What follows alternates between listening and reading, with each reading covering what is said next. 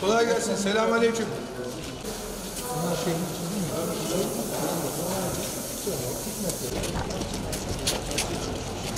İnşallah biz yeni buraya geçtik. Bu ara inşallah hedefimiz Doğan Akgül'ü tamamen vermek.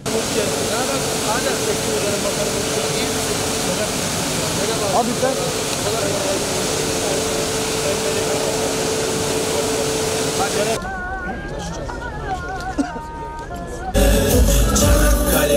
cihadının yanında İran'ı görüyorsunuz. Sokaklarını. Irak'ı görüyoruz. Suriye'yi görüyoruz. Şili'yi görüyoruz. Dünyanın birçok ülkesinde bugün sokaklarda karmaşıklık var değil mi? Var mı?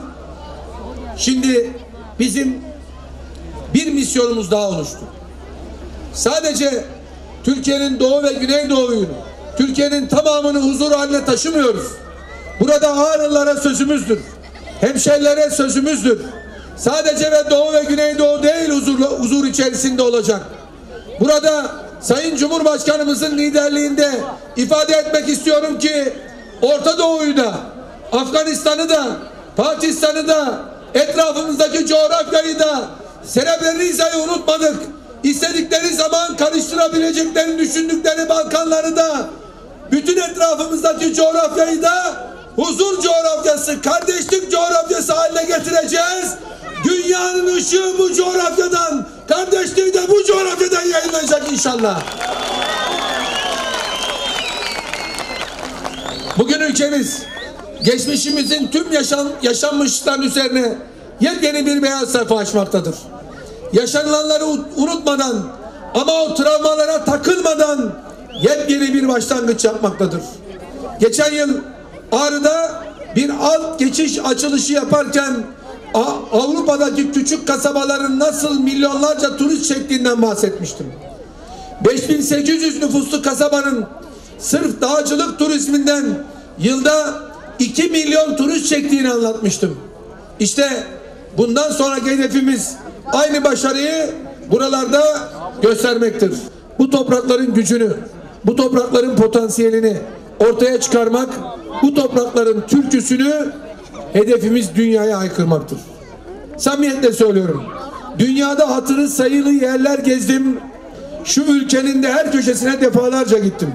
İnanın coğrafi zenginlik adına, tarihi ve kültürel zenginlik adına, insan potansiyeli adına dünyada olup da bizde olmayan hiçbir şey yoktur. Eksiğimiz yok, fazlamız var. Suriye imar ve inşa edilecek. Irak imar ve inşa edilecek. Etrafımızdaki coğrafya Sudan'dan Libya'ya kadar, Lübnan'a kadar, Afganistan'a kadar, Pakistan'a kadar bizi örnek alacaklar, Ağrı'yı örnek alacaklar, Türkiye örnek alacaklar. Bizim çocuklarımız orada evet o güzel adımları atacak. Bunu hep beraber sağlayacağız. Bakın bugün bir operasyon daha başlattık. Kıran 7. Kıran 7 operasyonunu Tunceli Muzur Vadisi'nde başlattık. 2250 jandarmamız ve polisimizle, İçişleri Bakanlığı unsurlarımızla beraber bir mücadeleyi hep beraber ortaya koyuyoruz. Bu ne demektir biliyor musunuz? Şu anda terör örgütü kendi arasında bile haberleşmekten korkmaktadır ve ürkmektedir.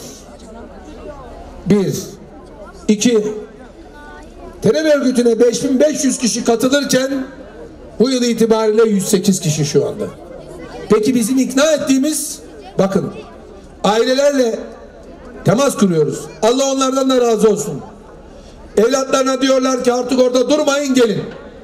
Geliyor, adalete teslim oluyorlar.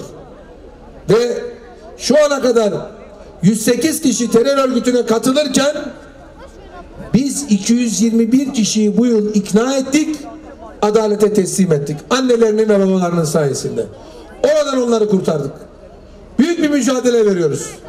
Ve daha dün 3 kişi geldi. Akşam 2 kişi geldi. Sökün etti, bilmenizi istiyorum. Bu ne demektir biliyor musunuz? Daha çok doktor, daha çok mühendis, daha çok istihdam, daha çok iş, daha çok kaplıca, daha çok huzur, daha çok gelişmişlik, daha çok zenginlik ve daha güçlü ve daha zengin bir Ağrı demektir. Hep beraber sağlayacağız. Buna inanıyor muyuz? Tam duymadım. Buna inanıyor muyuz? Allah sizden razı olsun. Hep birlikte bu vesileyle tekrar burada estağfurullah. Burada hanımefendiler, beyefendiler, çok önemli bir tesisin temel atmasını, yeni bina yapılan binalarında açılışını gerçekleştiriyoruz. 2,5 yıl önce, 2 yıl önce geldiğimizde buralar bomboştu. Milletvekilimiz burada, valimiz burada, arkadaşlarımız burada. Hayalimiz vardı. Sayın Valimizin hayali vardı. Arkadaşlarımızın hayali vardı. Ve bir şey söyleyeyim. Bugün bu hayal olmaktan çıktı. Bakın altını çizerek bir cümle söylüyorum. Bugün Doğu ve Güneydoğu Anadolu'ya model oldu. Model. Allah razı olsun. Emeğini gösterenlerden, cesaret edip adım atanlardan, bu yatırıma itibar edip dünyanın en önemli markalarını buraya getirip Ağrı'yı Doğu ve Güneydoğu'nun tekstil merkezi haline getirenlerden Allah razı olsun. Teşekkür ediyoruz. Bilesiniz ki bu yapılan sadece bu dünyada değil.